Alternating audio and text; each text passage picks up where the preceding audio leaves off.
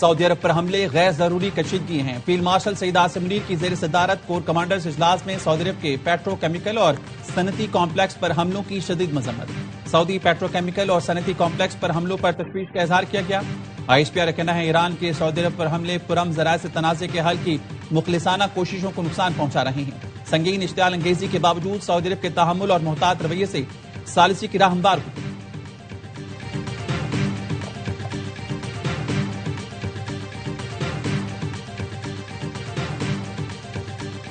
ایران کا سعودی عرب میں توانائی تنصیبات پر حملہ، صنعتی مراکز الجبیل میں پیٹرو کیمیکل کمپلیکس پر ڈرون اور میزائل داغ دیے۔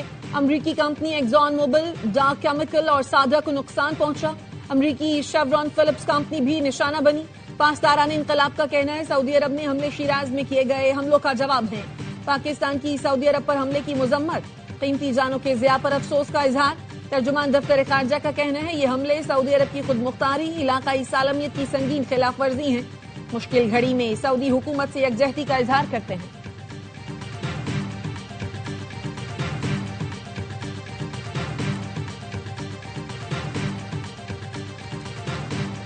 سعودی عرب پر ایرانی حملوں نے ثالثوں کی مشکلات بڑھا دی۔ چند گھنٹوں میں 1.5 درجن سے زائد میزائل اور ڈرون حملوں کے بعد سوالات اٹھنے لگے۔ ایران جنگ ختم کرانے کی کوششوں کے دوران سعودی عرب پر حملے کیوں کر رہا ہے؟ مذاکرات کی کوششوں کے دوران فریقین کو ذمہ دارانہ انداز میں آگے بڑھنا ہوگا۔ سعودی عرب نے حملوں کا جواب دیا تو معاملات کنٹرول سے باہر ہو جائیں گے۔ حملے جاری رہے تو حرمین شریفین کا دفاع پاکستان پر لازم ہوگا۔ کیا سعودی عرب پر میزائل حملوں سے جنگ بندی کی کوششوں کو دھچکا نہیں لگے گا؟ ایک طرف جنگ بندی کی کوششیں، دوسری طرف حملے۔ امن عمل کون سبوتاژ کر رہا ہے؟ ایران کے عوام اور اعلیٰ عہدیدار بھی پاکستان کی امن کوششوں کے مترف ہیں۔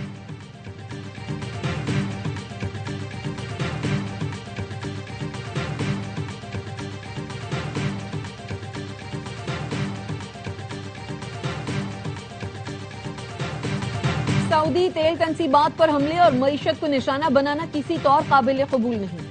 سعودی عرب پر حملوں سے خطے میں کشیدگی بڑھے گی۔ وفاقی وزیر اطلاعات عطا طارر کی ARY نیوز سے خصوصی گفتگو، کہا ایران پر امریکی اور اسرائیلی حملوں میں سعودی عرب کا کیا قصور؟ سعودی عرب کو نشانہ بنایا جائے گا تو ظاہر ہے وہ بھی رد عمل دے گا۔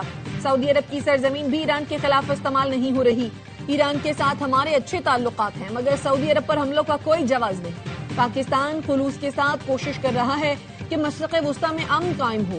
امن و استحکام کے لیے اپنا کردار ادا کرتے رہیں گے۔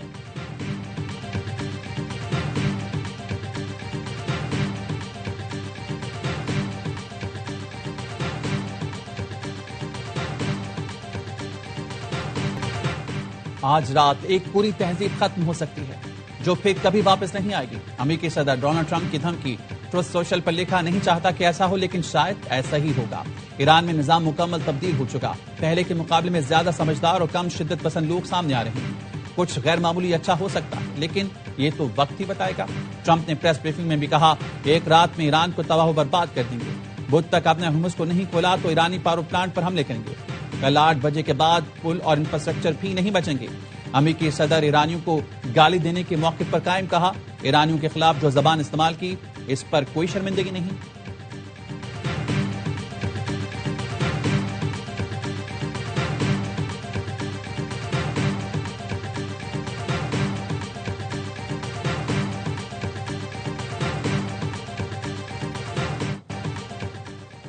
مذاکرات میں تعطل کی وجہ امریکی صدر کی تضحیق آمیز زبان ہے۔ تہذیب یافتہ قوموں کی توہین کر کے معاہدے نہیں کیے جا سکتے۔ ایرانی حکومت کی ترجمان فاطمہ مہاجرانی کہتی ہیں دونوں ملکوں کے درمیان پیغامات کا تبادلہ ہو رہا ہے لیکن دھمکی آمیز لہجے اور ایرانی قوم کی توہین کر کے کسی نتیجے پر پہنچنا مشکل ہے۔ فارس نیوز ایجنسی نے ایرانی حکومتی ذرائع کے حوالے سے دعویٰ کیا امریکی صدر واضح طور پر تہران سے معاہدہ کرنا چاہتے ہیں۔ جنگ بندی مذاکرات کے لیے 5 سربراہان اور 8 انٹیلیجنس ایجنسیز نے رابطہ کیا۔ امریکہ اسٹیو وٹکوف کو مذاکرات سے ہٹانے پر غور کر رہا ہے۔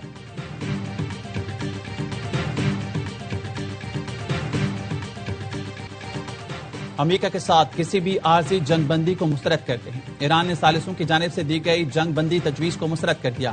ایرانی حکام نے رائٹرز کو بتایا دیرپا امن پر بات چیت صرف اس وقت شروع ہو سکتی ہے جب شرائط پر عمل ہوگا۔ امریکہ اور اسرائیل کے حملے ختم کرنے کی ضمانت فراہم کر ایران نے مستقل امن مذاکرات کے لیے پیشگی شرائط رکھی ہیں۔ شرائط میں فوری حملے روکنا اور دوبارہ حملے نہ ہونے کی ضمانت شامل ہے۔ تہران کا کسی بھی مستقل امن معاہدے کے تحت ابن ہرمز سے گزرنے والے بحری جہازوں پر فیس کا مطالبہ۔ پاکستان میں ایرانی سفیر رضا امیری مقدم کہتے ہیں خطے میں جنگ بندی کی پاکستان کی ثالثیوں کی مثبت کوششیں اہم، حساس اور نازک موڑ پر ہیں۔ مزید پیش رفت کے لیے انتظار کریں۔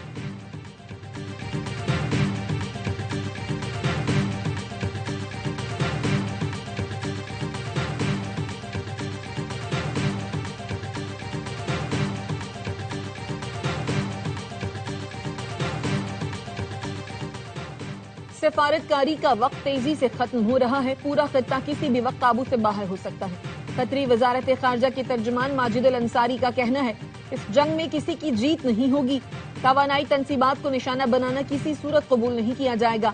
اٹلی کے وزیر دفاع نے کشیدگی کو پاگل پن قرار دیتے ہوئے کہا ایران کے خلاف جنگ نے امریکی اثر و رسوخ کو داؤ پر لگا دیا ہے، خونی تنازع کا حصہ نہیں بننا چاہتے۔ ٹرمپ کو ایسے مشیروں کی ضرورت ہے جو انہیں غلط فیصلوں پر ٹوک سکیں۔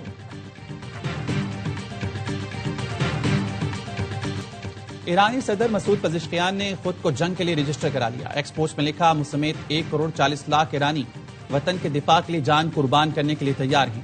ایرانی وزیر داخلہ کا کہنا ہے 10 روز پہلے عوام سے فوج میں شامل ہونے کا کہا گیا تھا، جس پر بھرپور رد عمل سامنے آیا ہے۔ 1 کروڑ سے زائد افراد خود کو رجسٹر کرا چکے ہیں۔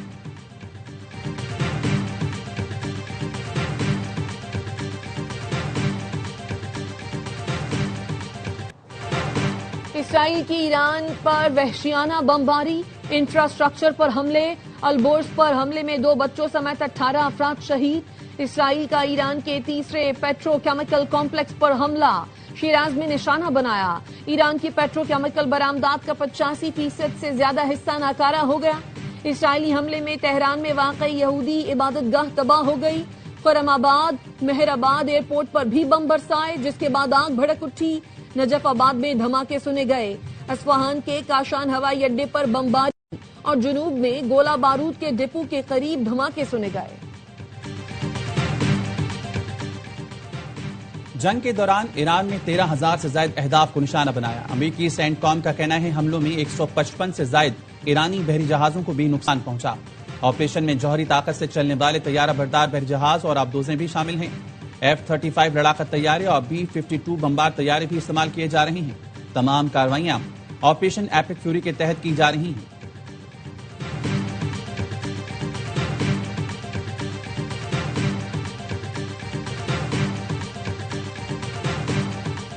خلیجی ملکوں میں امریکی اڈوں پر ایران کے حملے جاری۔ کویت میں امریکی بیس پر حملہ، امریکی حکام کا کہنا ہے ایران کے ڈرون حملے میں 15 امریکی زخمی ہوئے۔ سعودی وزارت دفاع کے مطابق 18 میزائل تباہ کر دیے۔ میزائل کے ملبے سے نقصانات کا تفصیلی جائزہ لیا جا رہا ہے۔ ایرانی حملوں کے خدشے کے باعث بند کیا گیا سعودی عرب اور بحرین کو ملانے والا پل 5 گھنٹے بعد ٹریفک کے لیے کھول دیا گیا۔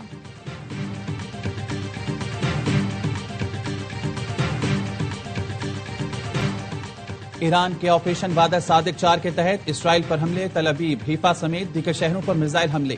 اسرائیلی دفاعی نظام میزائل روکنے میں ناکام رہا۔ تل ابیب میں میزائل گرنے سے عمارت کو نقصان پہنچا۔ حیفا میں بھی ایرانی حملوں سے نقصان ہوا۔ 28 فروری سے جاری جنگ میں ایران نے اسرائیل پر 500 سے زائد بیلسٹک میزائل داغ دیے۔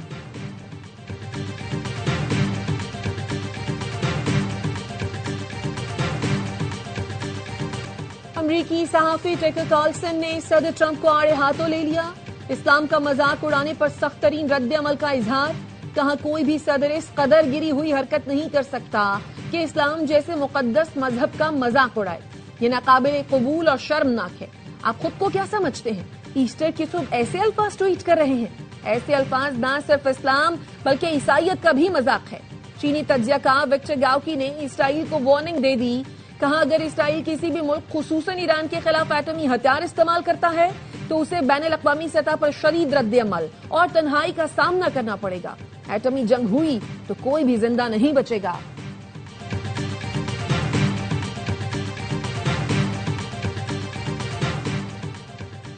امریکی وزیر دفاع کے مواخذے کی قرارداد پیش کرنے کی تیاری۔ ایرانی نژاد امریکی رکن کانگریس یاسمین انصاری نے اعلان کیا کہ وہ وزیر دفاع کے خلاف بل پیش کر رہی ہیں۔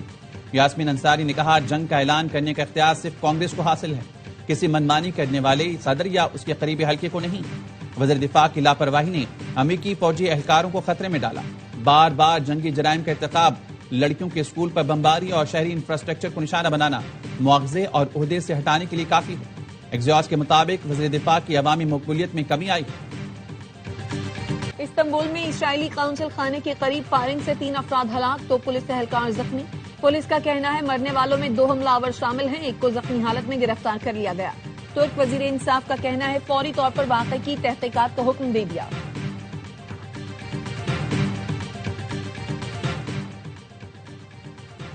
اسلام آباد ہائی کورٹ نے بانی پی ٹی آئی سے ملاقات کی متفرق درخواست منظور کر دی۔ جیل حکام کو وکیل سلمان صفدر کی کل بانی سے ملاقات کرانے کا حکم دے دیا۔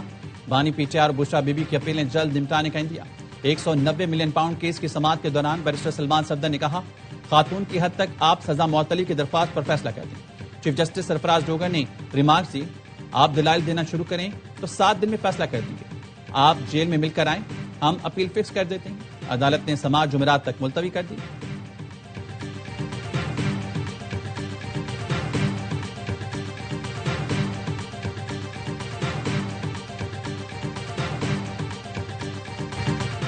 نیول انٹیلیجنس کی اطلاع پر اینٹی نارکوٹکس فورس نے 500 کلو سے زائد آئس پکڑی۔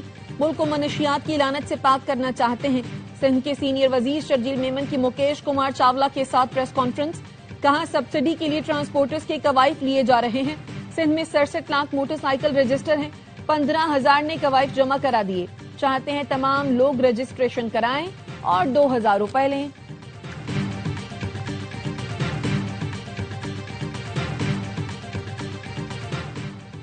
سرکاری افسران کے اثاثے دسمبر تک پبلک کرنے کا فیصلہ۔ حکومت نے آئی ایم ایف کو گورننس میں بہتری اور اینٹی کرپشن اصلاحات تیز کرنے کی یقین دہانی کرا دی۔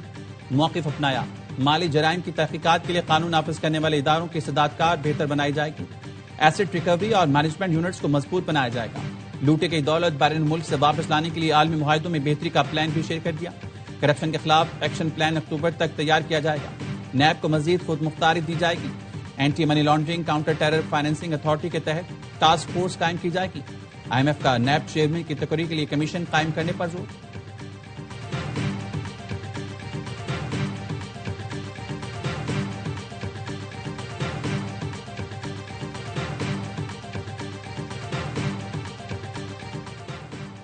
منی بجٹ نہیں آئے گا، وزیر اعظم نے منی بجٹ کے ذریعے مختلف ٹیکس تجاویز مسترد کر دی۔ وزیر اعظم شہباز شریف کا کہنا ہے عوام تیل کی قیمتوں سے پریشان ہے، مزید ٹیکس لگانے یا منی بجٹ لانے کا مت سوچیں۔ آئی ایم ایف کو کشیدہ صورتحال کے پیش نظر اہداف پر نظر ثانی کے لیے منائیں۔ وزیر اعظم کا مشرق وسطی کی کشیدہ صورتحال کے باعث بجٹ تجاویز میں مفصل مشاورت کا حکم۔ مشرق وسطی کی کشیدہ صورتحال کے پیش نظر بجٹ جون کے پہلے یا دوسرے ہفتے لانے کا امکان۔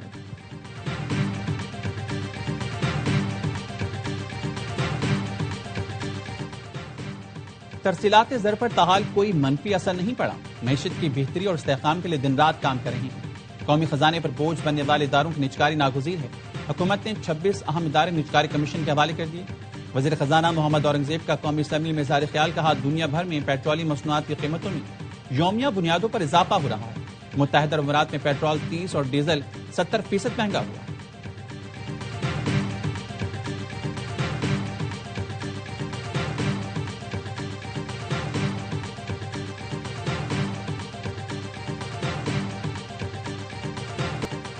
سونے کی قیمت میں کمی، چاندی کی قیمت برقرار، فی تولہ سونا 3,000 روپے سستا 4,88,462 روپے کا ہو گیا۔ بین الاقوامی مارکیٹ میں فی اونس سونا $30 کمی سے $4,657 کا ہو گیا۔ فی تولہ چاندی 7,744 روپے میں فروخت ہو رہی ہے۔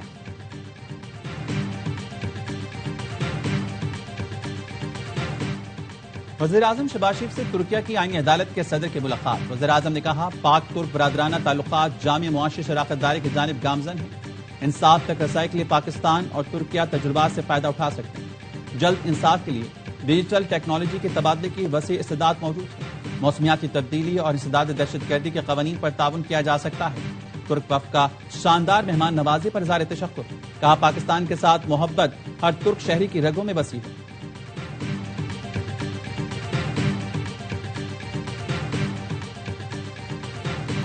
پنجاب اور خیبر پختونخوا سمیت ملک کے مختلف علاقوں میں بارش، خیبر میں موسلادھار بارشوں کے باعث برساتی نالوں میں طغیانی، گاڑیاں پھنس گئی۔ मकान की छत गिरने से एक शख्स जख्मी। मोहम्मद में दीवार गिरने से खातून समेत 2 अफराद जख्मी हुए। मानसहरा, करक और दीरबाला में भी जलथल एक। इस्लामाबाद और रावलपिंडी में बारिश से सर्दी लौट आई। साहिवाल, पाकपतन और मियां चन्नू में भी बादल खूब बरसे।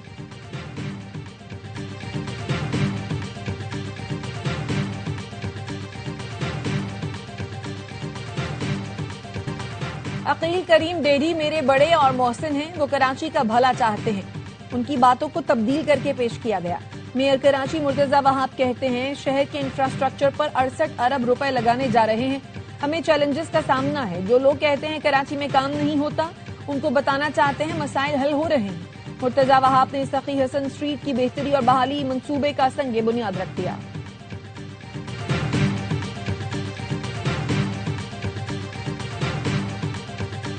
कनाडा में एयर इंडिया धमाके में भारत के मुलव्वस होने का इंकशाफ। रिपोर्ट्स के मुताबिक अमरीकी खुफिया इदारे CIA के साबिक एहलकार ने दावा किया 1985 में भारत ने बोइंग 747 को बम धमाके से उड़ाया। इस बदतरीन फजाई हमले में 329 अफराद हलाक हुए। कंशक बम धमाके पर नए इल्जामात सामने आने पर सिख फॉर जस्टिस ने 12 अप्रैल को एयर इंडिया के खिलाफ एहतजाज की कॉल दे दी।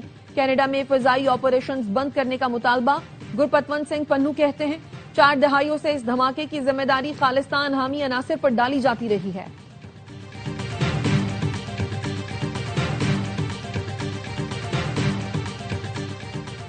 और क्रिकेट का जोश, हर लम्हा पुरजोश। Pakistan super league special. Basit Ali और कामरान अकमल के जानदार तबसरे, शाहिद हाशमी और नजीबुल हसनैन की माहिराना राय, वसीम बादामी के मासूमाना सवालात। आज होंगी अदाकारा माहिरा खान मेहमान। आदि और मुस्तफा चौधरी मुस्कुराते बिखेरेंगे।